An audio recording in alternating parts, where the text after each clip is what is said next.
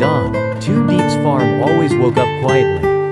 Mist lingered on the pomelo trees, and the earth still carried the cool breath of night. Diep moved gently among the workers, greeting them with a soft smile, asking if they were tired, reminding them to drink water and rest. Her voice was calm, warm, and steady, the voice of a woman who had learned to stand on her own, who carried responsibility without complaint. She didn't just grow fruit. She cared for people.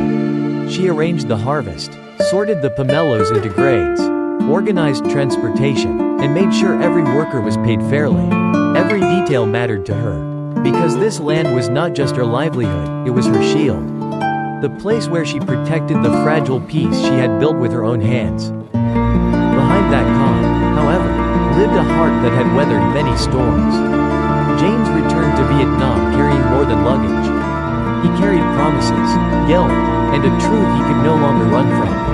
Once, he had everything: status, a powerful family, a future others dreamed of.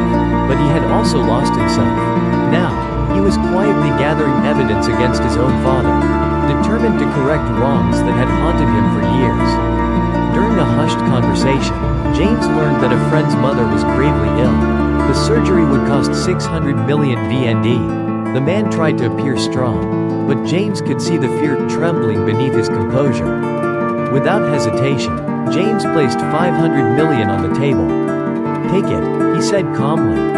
"Think of it as a loan. Right now, your mother's life matters more than pride." It wasn't just money.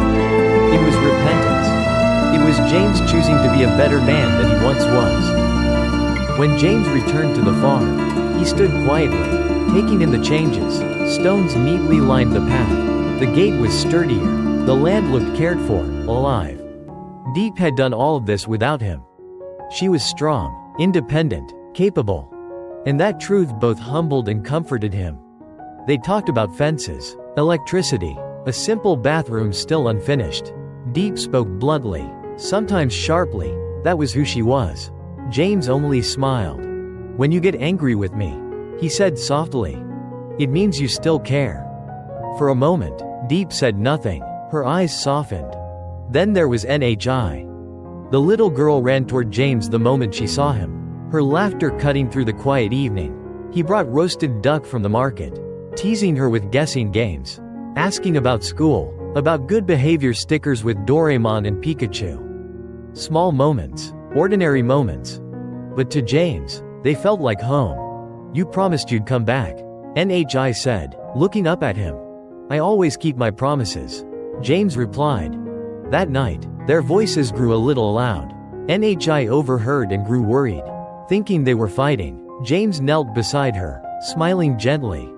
"We're not arguing," he said. "Sometimes adults just speak loudly when they care too much." He pulled Diep closer and laughed, and the child's fear melted away. James knew the road ahead would not be easy. By choosing Diep, he was choosing to walk away from his family's expectations, from power, from the career he had once believed was his destiny.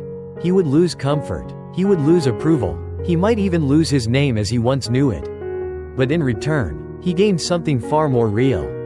He gained Tu Diep, a woman who loved honestly, lived truthfully, and never abandoned him even at his lowest. He gained NHI, a child whose trust was pure and unguarded. And he gained a life that was simple, imperfect, but free from lies. Standing on the quiet farm, surrounded by wind and earth and the smell of soil, James finally understood. Some people are not born to stand at the top of the world.